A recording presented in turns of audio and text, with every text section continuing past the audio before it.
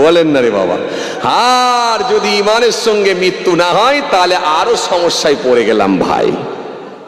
আসেন, চলুন ভাইরা আমার, বন্ধুরা আমার, সাথী মহাব্বতের ভাইরা। তো কি বলছিলাম, তাহলে সাইকেল চালাতে গেলেও আপনাকে রক্ত দিতে হয়েছে।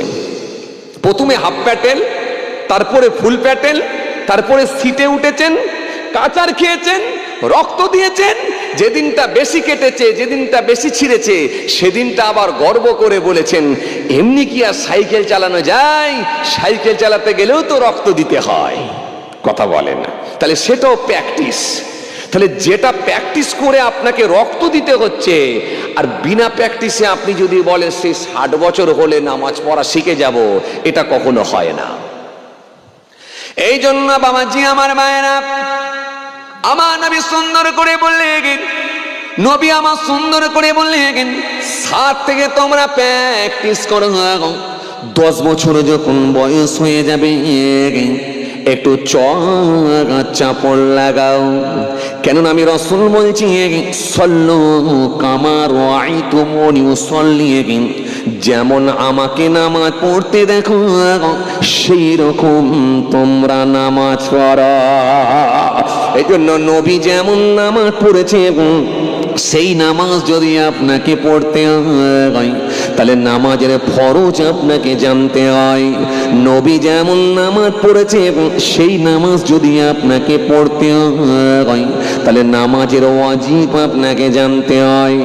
নবী যেমন নামাজ পড়েছে সেই নামাজ যদি আপনাকে পড়তে হয় তাহলে নামাজ ভঙ্গের কারণগুলো আপনাকে জানতে হয়। নবী যেমন নামাজ পড়েছে সেই নামাজ যদি আপনাকে পড়তে হয় তাহলে নামাজের মাকরুহগুলো আপনাকে জানতে হয়।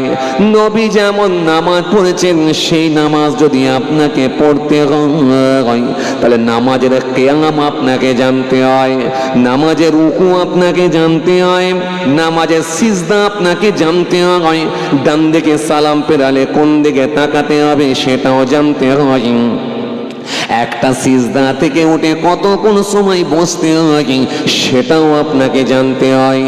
যদি আপনাকে প্র্যাকটিসে নামাজ পড়তে হয় তবে ওই নামাজটা রাসূলুল্লাহর নকশায় হয়।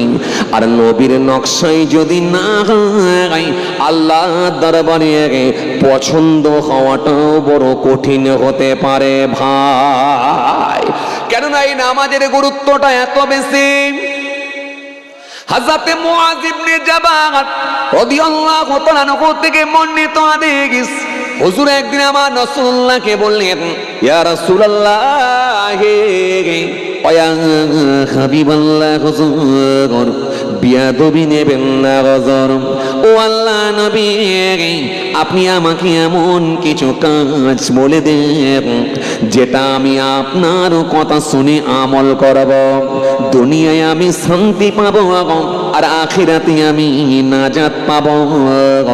হুজুর আমাকে এমন কিছু কাজ আমাকে বলে দেন। আল্লাহ নবী বললেন, বাবা মুআয শুনো, 1 নাম্বার হলো তুমি ঈমান আনো আর তোমার আমলের ভেতরে কোনো শিরিক ঢোকাবে না, শিরকি কাজ তুমি করবে না। 2 নাম্বার হলো, ও মুআয শুনে রেখে দাও, ও মুআয শুনে রেখে দাও। 2 নাম্বার 2 নাম্বার হলো তুমি 5 ওয়াক্তের নামাজ আদায় করো। 3 নাম্বার 3 নাম্বার হলো 3 নাম্বার 3 নাম্বার হলো বছরে 1 মাস রোজা পালন করো। তুমি যদি রোজাটাকে ঠিকঠাক ভাবে পালন করতে পারো এটা তোমার জন্য ঢাল স্বরূপ হয়ে যাবে। তোমার ছোট খাটো যে গুনাহগুলো পাপগুলো থাকবে আমার আল্লাহ এই রমজানের ওসিলায় মাফ করে দেবে, ক্ষমা করে দেবে। রমজানের ওসিলায় তোমার গুনাহ মাফ হবে। ও আমার সাহাবী শুনে রেখে দাও। 4 নাম্বার হলো তুমি যাকাত দাও। তোমার আর্থিক অবস্থা যদি স্বচ্ছ থাকে তুমি যাকাত দাও। আর 5 নাম্বার 5 নাম্বার হলো তুমি যদি হজ পালন করার যদি তোমার ক্ষমতা হয়ে যায়, তোমার আর্থিক অবস্থা যদি স্বচ্ছ হয় তাহলে তুমি হজ পালন করো, এই 5টা কাজ করো।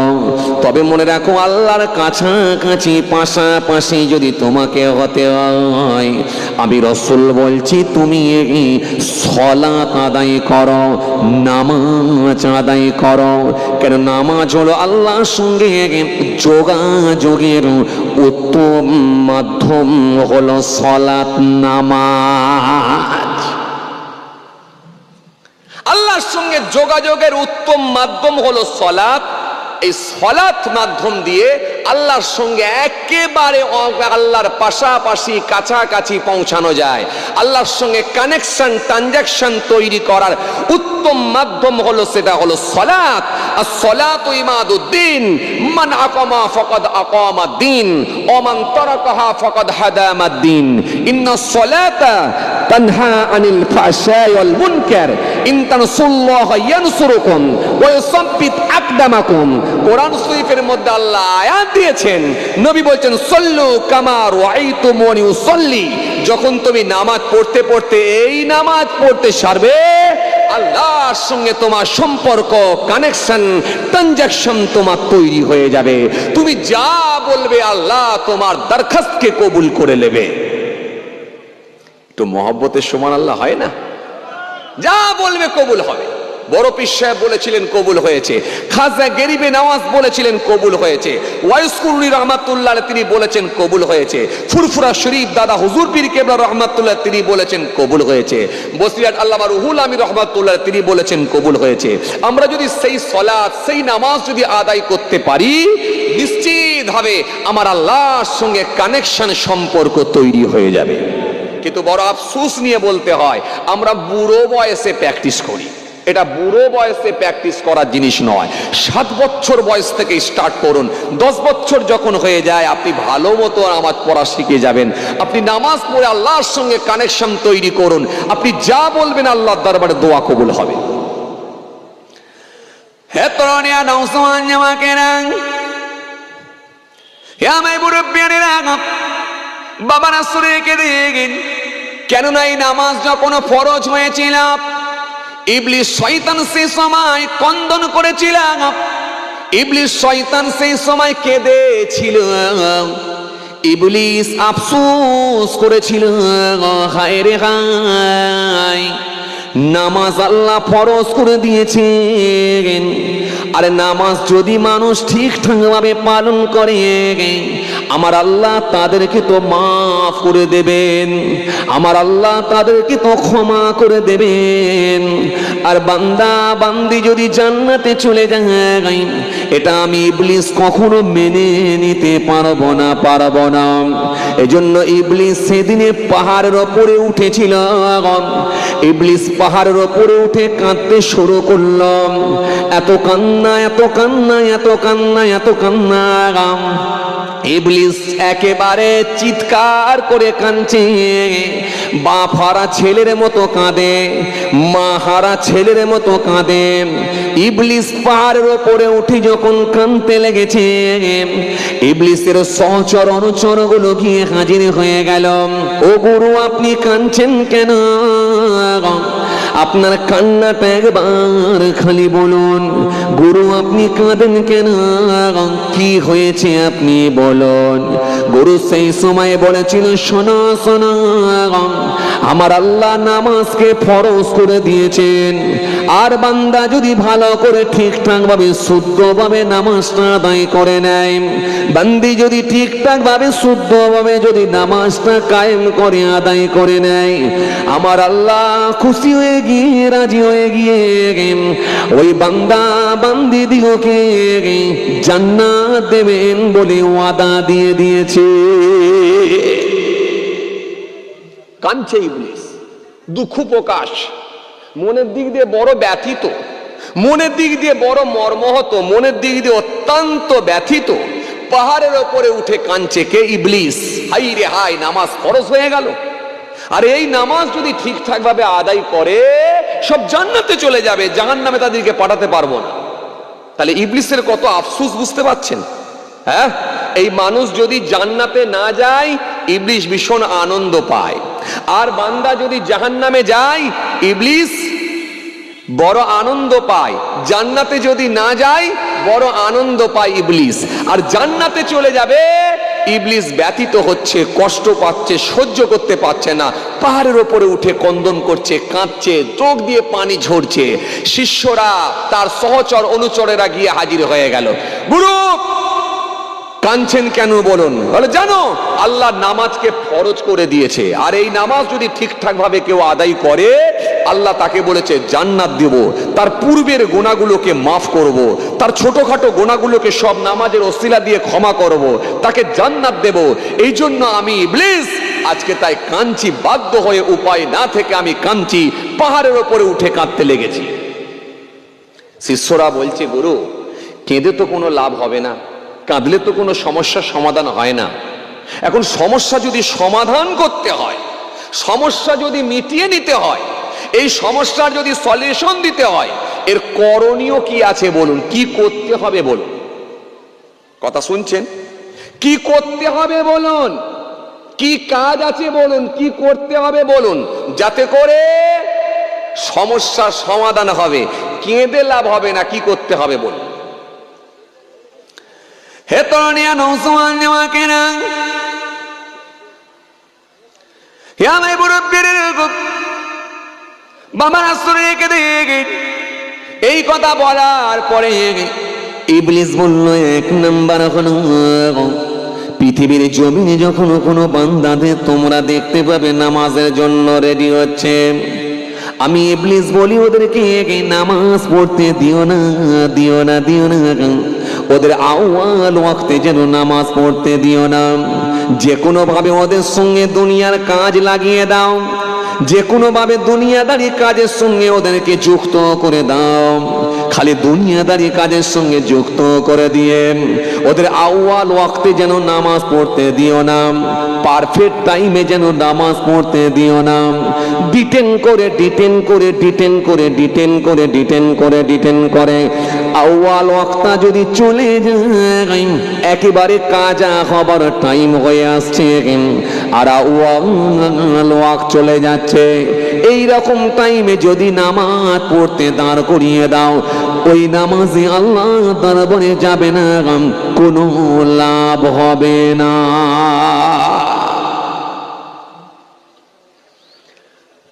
আমাদের সমাজে কিছু মানুষ আছে দেখবেন, জোহরের নামাজ যখন পড়বো বলে মনস্থির করে, অমনি দেখবেন কিছু না কিছু কাজ এসে পড়ে যায়। কথা বলে না, কিছু না কিছু কাজ এসে পড়ে যায়, খালি মনে হয় এটা করে দিয়ে এবারে পড়ব। জামাতে যদি আপনি আমি যেতে পারি তাহলে একেবারে পারফেক্ট টাইমে নামাজটা হয়। কেননা আমার আল্লাহ কোরআনের মধ্যে বলেছেন ওয়ারকাউ মা'র রাকিন, রুকুকারীদের সঙ্গে রুকু করো, সিজদাকারীদের সঙ্গে সিজদা করো। জামাতের সঙ্গে তোমরা নামাজ আদায় করো। একা যদি নামাজ পড়া হয় যা সওয়াব পাওয়া যায়, জামাতের সঙ্গে নামাজ আদায় করলে আমার আল্লাহ ভালোবেসে 27 গুণ বেশি সওয়াব দিয়ে থাকি। জোরে হবে না একটু? এই যে সুবহানাল্লাহ বলছেন, আলহামদুলিল্লাহ, আল্লাহু আকবার, লা ইলাহা ইল্লাল্লাহ, এতেও আমার আল্লাহ আমাদেরকে নেকি দেবেন। নেকি তোলার জায়গা একটা পেয়েছি আজকের দিনে, এটাও কিন্তু আপনি নেকি পাবেন, সওয়াব পাবেন। এই জন্য গাফুলতি যেন করবেন না। 2-4 বার যখন আপনি পড়ে নেবেন দরুদ শরীফ, আমার নবী বলেছেন, সুন্দর করে বললেন, মান সাল্লা আলাইয়া ওয়াহিদাতান সাল্লাল্লাহু আলাইহি আশারা, যে ব্যক্তি আমার উপরে একবার দরুদ শরীফ পড়ে আমার আল্লাহ তার উপরে 10টা করুণা, 10টা রহমত আমার আল্লাহ বর্ষণ করে থাকি।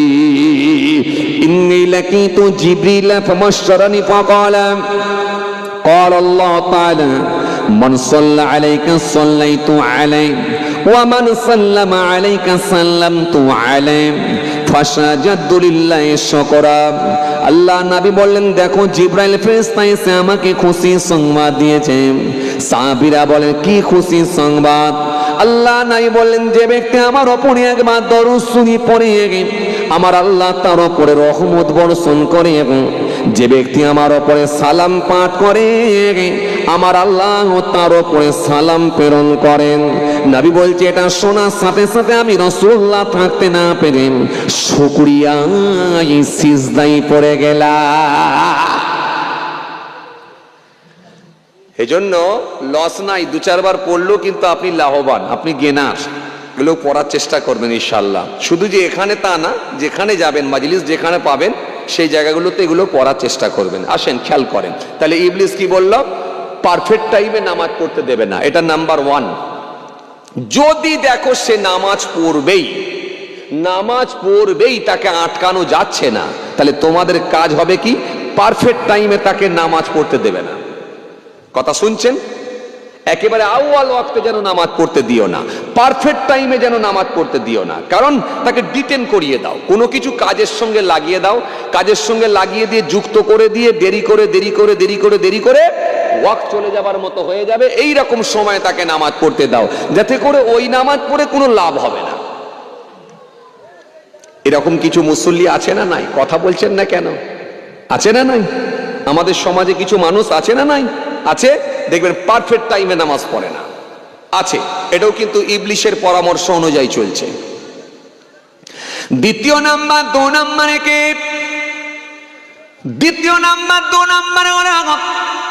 যখন তোমরা দেখবে কোন ব্যক্তি নামাজ পড়বে একেবারে পারফেক্ট টাইমে নামাজে দাঁড়িয়ে গেছে, আউয়াল ওয়াক্তি যখন নামাজের পাটিতে দাঁড়িয়ে গেছে, ওই ব্যক্তিকে তাড়াহুড়ো করে নামাজ পড়াও।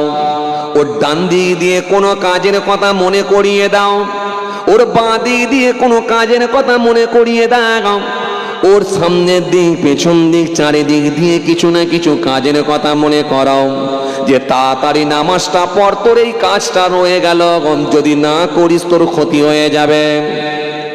মাগরিবের নামাজ পড়তে যাবে, কিন্তু বেরেনে ও ঢোকা, তোর ছোট ছেলেটাকে চায়ের দোকানে বসিয়ে রেখেছিস, তাড়াতাড়ি যা। কাস্টমার যদি না ছাড়তে পারে, কারোর পায়েতে যদি গরম চা ফেলে দেয়, তোকে ঝামেলায় পড়তে হবে। যাতে করে ছটপট করবে, নামাজ পড়বে ঠিকই কিন্তু ছটপট করে পড়বে, তার কেরাতটা ঠিকঠাক শুদ্ধ হবে না, ওই নামাজে তার মন বসবে না। ওই কেরাত যখন সে পড়বে আল্লাহর সঙ্গে কথোপকথন তার হবে না। এজন্য যখন নামাজ পড়তে দাঁড়াতে হয় তাকে মনে করতে হয় আমার মালিক আমাকে দেখছেন, আমি আমার আল্লাহকে দেখছি। যদি এটা মনে না আসে আমি আমার মালিকের সামনে দাঁড়িয়েছি, আমার মালিক আমাকে দেখছেন। কেননা ইন্নাল্লাহা কানা সামিয়াম বাসীরা, নিশ্চয় তিনি সমস্ত কিছু শুনতে পান, নিশ্চয়ই তিনি সমস্ত কিছু দেখতে পান। আমার আল্লাহ সব কিছু শুনতে পায়, সব কিছু আমার আল্লাহ দেখতে পায়। নাহনু আকরাবু ইলাইহি মিন হাবলিল ওয়ারিদ, বান্দা তোদের গর্দানের আগের থেকেও আমি আল্লাহ আরো নিকটে, আরো কাছে আছি। ফাআইনামা তুআল্লু ফাসাম্মা ওয়াজহুল্লাহ, বান্দা তোমরা যেদিকে তাকাও না কেন চারিদিকের মালিক আমি আল্লাহ, যেদিকে তাকাও না কেন চারিদিকের মালিক আমি আল্লাহ। ও বান্দা সবই তো আমার, কে আমি আল্লাহ। আল্লাহু লা ইলাহা ইল্লাহু, আল্লাহ তিনি ছাড়া কোনো মাবুদ নাই। আল হাইয়ুল কাইয়্যুম, তিনি চিরস্থায়ী চিরজীবী ছিলেন, আছেন, থাকবেন। লা তাখুযুহু সিনাতুন ওয়ালা নাউম, যিনার তন্দ্রা নাই, ঘুম নাই, আরাম নাই, বিশ্রাম নাই, সব বিষয়ে যিনি অবগত। এজন্য বান্দা যখন নামাজে দাঁড়িয়ে যাবে, ওই বান্দা যখন কেরাত পড়বে সে মনে করবে আমি আমার মালিকের সঙ্গে কথা বলছি। আর বান্দা যখন নামাজের পাটিতে দাঁড়িয়ে যাবে সে মনে করবে আমার মালিক আমাকে দেখছে, আমার মনিবের সামনে আমি দাঁড়িয়ে আছি। বান্দা যখন রুকুতে চলে যাবে, রুকুতে গেলে বান্দা মনে করবে আমার মালিকের কুদরতি পায়ে আমি মাথাটা নত করে দিচ্ছি, হ্যাঁ হয়ে গেছি। বান্দা যখন সিজদায় চলে যাবে ওই গোলাম মনে করবে আমি আমার মালিকের কুদরতি পায়েতে সিজদা দিচ্ছি। যখন মনে করে বান্দা নামাজ পড়বে এই নামাজটা শুদ্ধভাবে হবে, এই নামাজটা সঠিকভাবে হবে, এই নামাজটা নবিয়ানা তরিকায় হবে। এই জন্য ইবলিস বলছে তাকে নামাজের পাটিতে যদি দাঁড়িয়েও যায় সব রকমের কাজ তাকে মনে করে দাও, যাতে করে সে স্থিরভাবে নামাজটা আদায় না করতে পারে, যাতে করে সে চঞ্চল মস্তিষ্কের হয়ে যায়, যাতে করে তার মনটা ছটফট করে। জোহরের নামাজ পড়বে তাড়াহুড়ো করবে, আসরের নামাজ পড়বে তাড়াহুড়ো করবে, মাগরিবের নামাজ পড়বে তাড়াহুড়ো করবে। কত রকমের কাজ যেন মনে হবে পড়ে আছে, ঝটপট করে মেটাবার চেষ্টা করবে। অথচ ওই লোকটা চায়ের দোকানে গিয়ে 2 ঘন্টা বসে থাকবে, চাপ নাই। ওই লোকটা চায়ের দোকানে গিয়ে 2.5 ঘন্টা বসে থাকবে, চাপ নাই। ওই লোকটা দিনের বেলায় মাঠেতে কাজে যাবে, চাপ নাই। ওই লোকটা কাজে যাবে, আপত্তি নাই। কিন্তু জোহরের নামাজ পড়তে গিয়ে যদি 10টা মিনিট সময় দিতে হয় অনেক চাপ হয়ে যায়, তাড়াহুড়ো করবে। ইবলিস বলল তাকে তাড়াহুড়ো করে নামাজ পড়া, যাতে করে সে ধীর স্থির ভাবে নামাজটা না করতে পারে। আর তাড়াহুড়ো করে যদি নামাজ পড়ে লাই কি হবে, যাতে করে সে ছটফট করে যদি নামাজ পড়ে তাড়াহুড়ো করে নামাজ পড়ে কি হবে, ওই নামাজটা আল্লাহ দরবারে যাবে না। ওই নামাজ তাকে অভিসম্পদ দেবে আর তার উপরে লানত দেবে, দিয়ে বলবে এ নামাজি তোর উপরে আল্লাহর লানত, তোর নামাজ আল্লাহ দরবারে কাজে লাগলো না। তুই যেমন আমার সম্মান দিলি না, তোর সম্মান আমার আল্লাহ দেবে না। তখন ওই নামাজ তাকে অভিসম্পদ দেয়, লানত দেয়। এই জন্য নামাজের একটা সময় আছে, সেই পর্যাপ্ত সময় দিয়ে আপনাকে নামাজ আদায় করতে হয়। নাহলে সাল্লু কামা রাআইতুমুনি উসাল্লি, এই নামাজ কিন্তু আপনার হবে না।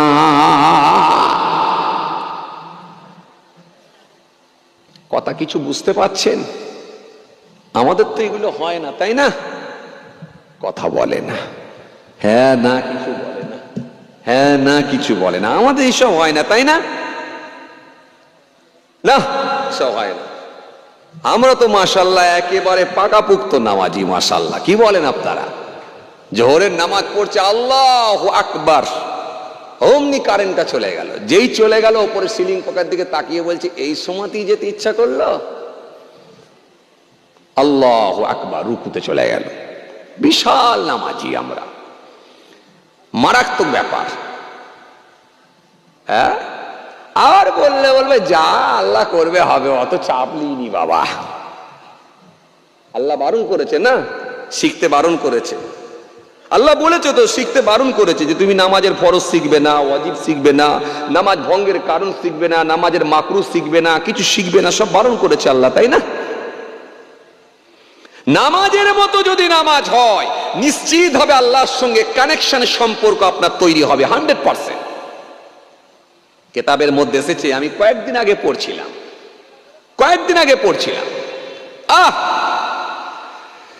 এক গোলাম। আগেকার দিনে মানুষ গোলাম কেনা বেচা করত, কথা বলে না, হ্যাঁ না কিছু বলে না। এখন আপনাদের এলাকায় মুরগি কেনা বেচা হয়, হাঁস কেনা বেচা হয়, ছাগল কেনা বেচা হয়, গরু কেনা বেচা হয়। আগেকার দিনে মানুষ কেনা বেচা হতো, গরু কেনা বেচা শুধু নয়, মানুষ কেনা বেচা হতো, দাস কেনা বেচা হতো। এক ধনী লোক একটা গোলাম কিনতে গেছে। গোলামটিকে যখন কিনতে গেছে, ক্রয় করেছে, গোলাম বলল শুনুন, আমি আপনার বাড়িতে যেতে রাজি, আপত্তি নাই, তবে 3টে শর্তের বিনিময়ে। 3টে শর্ত যদি আপনি মেনে নেন তবে আমি আপনার বাড়িতে থাকবো, না হলে কিন্তু থাকবো না। মনিব বলে সর্বনাশ, বলে কি এই প্রথমেই শর্ত বলে নিচ্ছে, আগের ব্যাপারটা কি? কি শর্ত বলো? এক নাম্বার শর্ত হলো আল্লাহ তামনানি আনিস সালাহ ইযা দাখালা ওয়াক্তুহা। নাম্বার 1, যখন নামাজের টাইম আসবে ওই সময় কিন্তু আপনি আমাকে বাধা প্রদান করতে পারবেন না, কোনো কাজ করব না। কথা শুনছেন কি বলছি? হাই রে হাই, আমরা সামান্য পয়সা ইনকাম করতে গিয়ে কত কাজা নামাজ হয়ে যায়। আল্লাহ মাফ করেন, আল্লাহর কাছে আমরা ক্ষমা চাই, মাফ চাই। শোনেন, এর ভেতরে একটা কথা আছে, হাদিসে এসেছে, হযরতে উমামা থেকে বর্ণিত হাদিস, ওয়া আনাবি উমামা আন্না রাজুলান সাআল রাসূলুল্লাহ সাল্লাল্লাহু আলাইহি ওয়াসাল্লাম মাল ঈমান ক্বালা ইযা সাররাতকা হাসানাতুকা ওয়া সাআতকা সাইয়্যাতুকা ফাআনতা মুমিনুন। মুমিনের আলামত। নবীকে জিজ্ঞাসা করা হলো, হুজুর ঈমান কি? কে ঈমানদার? আল্লাহর নবী ক্বালা ইযা সাররাতকা হাসানাতুকা ওয়া সাআতকা সাইয়্যাতুকা ফাআনতা মুমিনুন। যখন তুমি কোনো ভালো কাজ করবে ওই ভালো কাজে তোমার মধ্যে আলাদা একটা অনুভূতি আসবে, মজা আসবে। এই কথা শুনছেন? খুব ভালো করে শোনেন। আর যখন তোমার দ্বারাই কোনো অসৎ কাজ হয়ে যাবে, যখন তোমার দ্বারাই কোনো খারাপ কাজ হবে, তুমি মনের দিক দিয়ে ব্যতীত হবে। যদি এই দুটো জিনিস মেলাতে পারো, ফাআনতা মুমিনুন, অতঃপর তুমি হবে একজন মুমিন। আচ্ছা বলেন তো, যে লোকটা একটা মাস, সারা মাস একটা রোজাও রাখে না, কথা বলে না, হ্যাঁ না কিছু বলে না, আপনাদের এলাকায় রাখে না? সবাই রোজা রাখে তাই না? হ্যাঁ, তো কথা বলছেন না কেন? যে লোকটা সারা মাস, এক মাস একটা রোজাও রাখে না, একটা রোজাও রাখলো না, গোটা মাস চলে গেল, সে লোকটা ঘরেও খায় না, চায়ের দোকানে বসে বসে চা খাচ্ছে, রোজাদারদের দেখিয়ে খাচ্ছে, ওপেন খাচ্ছে, পান খাচ্ছে ওপেন, মুখ লাল করে ফেলেছে, গুটকা মারছে আর খাচ্ছে, আর মনে মনে করছে আমাকে লোক জিজ্ঞাসা করলে কি বলবো? আমি বলবো আমি পারিনি। আর আমাকে লোক যখন দেখে নিয়েছে আমি রোজা রাখতে পারিনি, আর দ্বিতীয়বার বলবে উনি, কথা বলে না, তখন খালি বলছে আমি পারিনি। এই পারিনি বলে যখন চালিয়ে দিল, দিয়ে লোকের সামনে দেখিয়ে দিল যে আমি রোজা রাখিনি, দেখেও নাও, তার মানে আমি আর কোনো পরোয়াই করিনি। আচ্ছা বলেন তো, এই যে লোকটা চরম অন্যায় কাজ করলো, এই লোকটা মনের দিক দিয়ে কি কোনো ব্যতীত হলো বলে মনে হচ্ছে আপনার?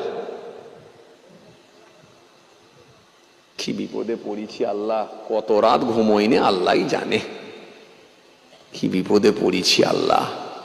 তবুও নাম ডিলিট খেয়ে বসে আছে, তাতে এত ঘুম। যদি অ্যাপ্রুভ হতো নাম, কি যে করতো আল্লাহ, আল্লাহই ভালো জানে। আপনাদের কাছে ডিলিট ফিলিট হয়েছে নাকি? তাও বুঝতে পারেনি। বলছি নাম ডিলিট হয়েছে আপনাদের দিকে, আপনারা তাও বুঝতে পারেননি। বলছি আপনাদের দিকে এসআর হয়েছিল, এসআর বোঝেন, ওই যে কাগজপত্র লিয়ে গেছিলেন, হ্যাঁ এতক্ষণে বুঝেছে, যাক এতক্ষণে বুঝেছে। কি বলেছিল বলেন দিকিনি? হ্যাঁ, নির্বাচন কমিশন কি বলেছিল? 2002 লিস্টে নাম থাকলে আর কোন কাগজ দেখাতে হবে না।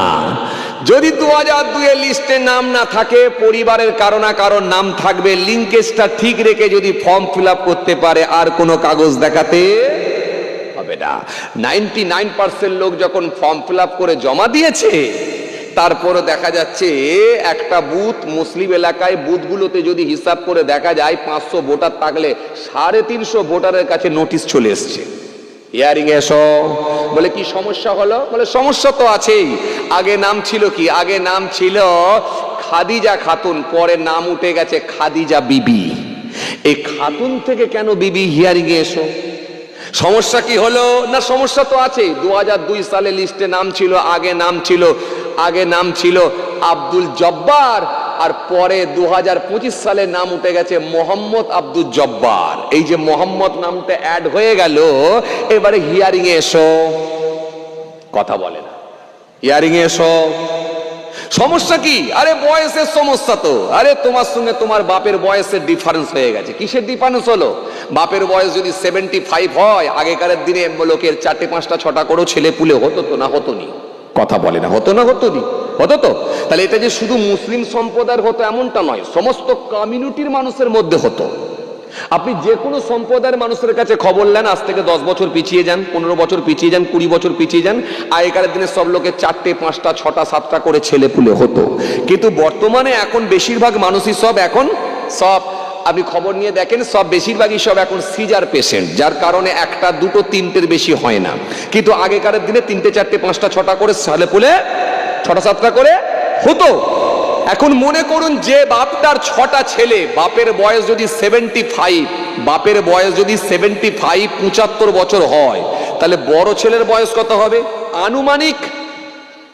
বড় ছেলের বয়স কত হবে আনুমানিক? 50 থেকে 52 বছর হবে। 75 বছর যদি বাপের বয়স হয়, তার বড় ছেলের বয়স কত হবে 50 থেকে 52। কেন একটা 22-25 বছরের তো ডিফারেন্স রাখতে হবে রে বাবা, কথা ঠিকই না ভুল বলে? তাহলে 22-25 বছরের একটা যদি ডিফারেন্স রাখা হয়, তাহলে এখন বড় ছেলের বয়স হচ্ছে 52 বছর, কি 50 বছরই ধরেন। 50 বছর যদি হয়, তাহলে ছোট ছেলেটার মানে 6 নম্বর ছেলেটার বয়স কত হবে? খুব বেশি বেশি হলে 28 থেকে 30 বছর হবে। তাহলে 30 বছর যদি ছোট ছেলের বয়স হয়, বড় ছেলের বয়স যদি 50 বছর হয়, আর বাপের বয়স যদি 75 বছর হয়, তাহলে 75 বছরের সঙ্গে তার ছোট ছেলের বয়সের কতটা ডিফারেন্স হলো? 48 বছর। 30 বছর আর ওইদিকে 75 বছরের তফাৎ কত হচ্ছে? 48 বছর, তাই তো? তাই তো 30 থেকে 75 মানে 48 বছরের তফাৎ তো। যন্ত্রণাই পড়েছি আল্লাহ। এবার তো আমার মনে হচ্ছে সে আপনাদেরকে বলতে হবে কটা আঙুল, এরম নাড়াতে হবে, যা অবস্থা, কটা আঙুল। এত চাপ নিলে হয়? আপনারা তো এসআইয়ের চাপে পুরো ভেঙে পড়েছেন দেখছি। যেখানে 45 বছর হবে সেখানে বলে 48 বছর। যন্ত্রণাই পড়েছি আল্লাহ, যে একটু চাঙ্গা হন, নাহলে তো আমার আঙুল দেখাতে হবে, যে অবস্থা, কটা আঙুল, এটা 3টা আঙুল বলে না, বলতো কটা আঙুল, কথা বুঝছেন না? আসেন খেয়াল করেন, তাহলে 45 বছর, তো 45 বছর বাপ বেটায় বয়সের তফাৎ কত? 45 বছর। কিন্তু নির্বাচন কমিশন কি বলেছিল? বয়সের যদি তফাৎ হয় 15 বছর, 15 বছরের বয়সে যদি ডিফারেন্স হয়ে যায়, তাহলে তাকেও কিন্তু ডাকা হবে হিয়ারিং এ। লজিক্যাল ডিসক্রিপেন্সিতে তাকে আটকে দেওয়া হলো, মানে সন্দেহের তালিকায়। তার মানে এই ছেলেগুলো বিনা দোষেও কিন্তু সন্দেহের তালিকায় পড়লো। হিয়ারিং এসো, হিয়ারিং এ গেলেন, কি দেখাতে হবে? হিয়ারিং এ গিয়ে আপনি কাগজপত্র দেখালেন, Aadhaar card, voter card, PAN card, ration card, আপনার ড্রাইভিং লাইসেন্স যা ছিল দেখালেন। এরপরে passport, birth certificate, school admit, ল্যান্ডের কাগজ সব দিয়েছেন। দেওয়ার পরে দেখা যাচ্ছে আপনার নামটা এসে গেল আন্ডার অ্যাডজুডিকেশন। তখন আপনি সাদা সিধা মানুষ, সহজ সরল মানুষ, একটা শিক্ষিত ছেলের কাছে নিয়ে গিয়ে বলছেন, এই কোচি এই স্ট্যাম্প দিয়েছে, মানে কি বলতে চাইছে গো? বলে চাচা এটা বলছে আন্ডার অ্যাডজুডিকেশন। বলে তার মানে? বলে তার মানে বিচারে দিন, তার মানে প্রসেসিং এ আছে, আপনার নামটা এসে যাবে। বলে আসবে তো? বলে আসবে তো? বলে চাচা এসে যাবে। বলে আলহামদুলিল্লাহ। তাহলে যার নাম আন্ডার অ্যাডজুডিকেশন সে বলছে আলহামদুলিল্লাহ। আবার দেখা যাচ্ছে কি যার নাম অ্যাপ্রুভ হয়েছে, কোনো স্ট্যাম্প নেই, সে বলছে যাক আলহামদুলিল্লাহ, বৈধ নাগরিক হয়ে গেলাম, আলহামদুলিল্লাহ, দেশের আমি একজন বৈধ নাগরিক, আলহামদুলিল্লাহ। তাহলে যে অ্যাপ্রুভ হয়েছে সে বলছে আলহামদুলিল্লাহ, যে আন্ডার অ্যাডজুডিকেশন খেয়েছে সেও বলছে আলহামদুলিল্লাহ, যে ডিলিট খেয়েছে, ডিলিট খাওয়ার পরে সে আবার শিক্ষিত ছেলের কাছে নিয়ে গিয়ে বলছে, এই কোচি এটা কি বলছে রা? বলে ডিলিট। তার মানে ডিলিট মানে বলছে নামটা তোমার কেটে দিয়েছে, সর্বনাশ করেছে, আমি এত বছর বয়স, আমি এতদিন ধরে ভোট দিচ্ছি, নাম কেটে দিয়েছে খোকা, এখন কি করব? বলে চাচা চিন্তা করবে না, 6 নম্বর ফর্ম ফিল আপ করে জমা দাও, আওয়ার লিস্টে নাম উঠে যাবে। বলে উঠবে তো? বলে হ্যাঁ উঠবে। বলে আলহামদুলিল্লাহ। তাহলে যে অ্যাপ্রুভ হয়েছে সেও আলহামদুলিল্লাহ, যে আন্ডার অ্যাডজুডিকেশন খেয়েছে সেও আলহামদুলিল্লাহ, আর যে ডিলিট খেয়েছে সেও বলছে আলহামদুলিল্লাহ। তাহলে সবাই যদি পড়ে নিল আলহামদুলিল্লাহ, তো ইন্নালিল্লাহটা কে পড়বে? এ কথা মনে হয় বোঝে না। কমিশন কি এত টাকা পয়সা খরচা করলো এমনি? মাসের ওপরে মাস ধরে চলছে, বিওলোদেরকে সব কাজেতে লাগিয়ে দিয়েছে, কোটি কোটি মানুষকে লাইনে দাঁড় করিয়ে দিয়েছে, আপনাকে ইন্নালিল্লাহ পড়াবে না? কথা বলে না। তাহলে সবাই পড়েছে আলহামদুলিল্লাহ। আসলে এর ভেতরে 3টে ভাগ করে দিল, যাতে করে যদি এই 3 গ্রুপের মানুষ, 3 শ্রেণীর মানুষ যদি এক জায়গায় জমা হয়ে যায়, তাহলে গোটা পশ্চিম বাংলা মালদা হয়ে যাবে। মালদার ঘটনা জানেন তো আপনারা নাকি? না তাও জানেন না? জানেন তো? তাহলে গোটা পশ্চিম বাংলায় মালদা হয়ে যাবে।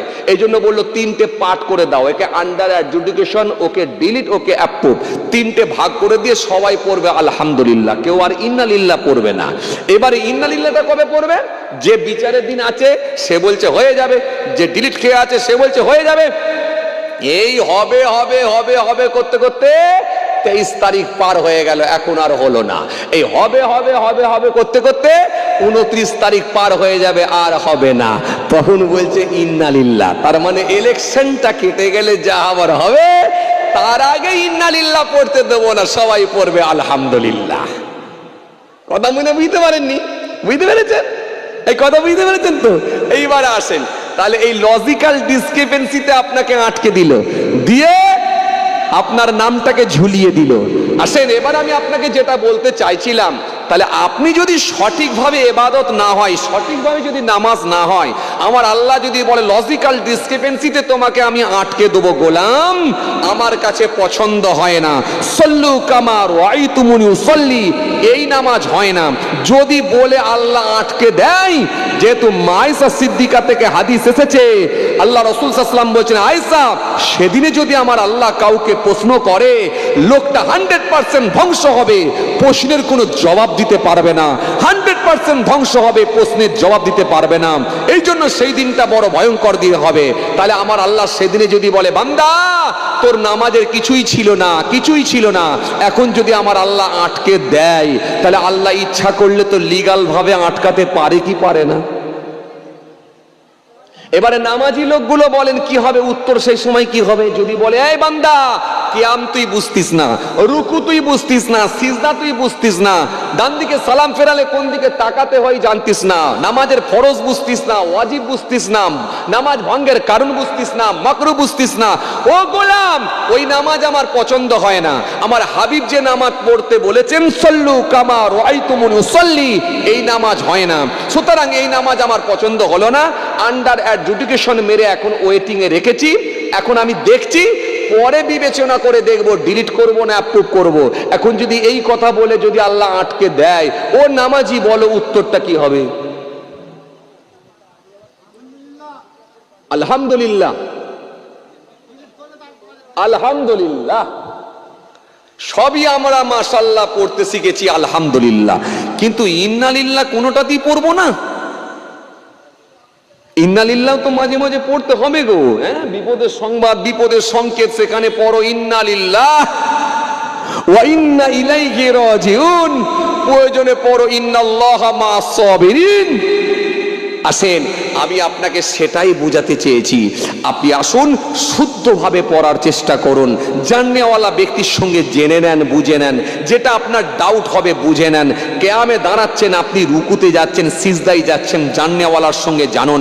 কেয়ামে দাঁড়াচ্ছেন, সিজদার দিকে তাকান, রুকুতে যাচ্ছেন, এতটা হ্যাট হন যাতে করে পিঠে এক পিয়ালা এক বাটি পানি দিলে পড়ে না যায়, আপনি পায়ের দিকে তাকান। সিজদায় যাচ্ছেন, নাক যাবে, কপাল যাবে, উঠবেন কপাল উঠবে, নাক উঠবে, ডান দিকে সালাম ফেরালে ডান দিকের কাঁধ লক্ষ্য করুন। আপনি এইভাবে ফরজগুলো জানুন, ওয়াজিবগুলো জানুন, মাকরুগুলো জানুন, ভঙ্গের কারণগুলো জানুন, শুদ্ধভাবে পড়ার, সঠিকভাবে পড়ার চেষ্টা করুন, তারপরে বলুন আলহামদুলিল্লাহ। কিন্তু না জানা পর্যন্ত আপনাকে পড়তে হবে ইন্নালিল্লাহ। যদি দয়া করে আল্লাহ মাফ করে দেন তো ভালো, আর যদি বলেন অঙ্ক বুঝে নেব তাহলে গেল। চলুন, এই কথা আপনাকে বলতে বলতে আমি বলেছিলাম ইবলিস শয়তান কিন্তু আপনাকে ছাড়বে না, শয়তান চেষ্টা চালিয়ে যাচ্ছে, আর শয়তান থেকে আপনাকে বাঁচতে হবে, এই কথাই আপনাকে বোঝাতে চেয়েছিলাম। কারণ আজকে আমি একটা টপিক তৈরি করেছিলাম, সেটা হলো সালাত, নামাজ। কারণ আমি যেখানে যাই একটা টপিকের উপরই কিছু আলোচনা করার চেষ্টা করি। আসেন, এই কথা বলতে বলতে আপনি মনে করে দেখুন, আমি একটু গোলাম নিয়ে বলছিলাম। মানুষ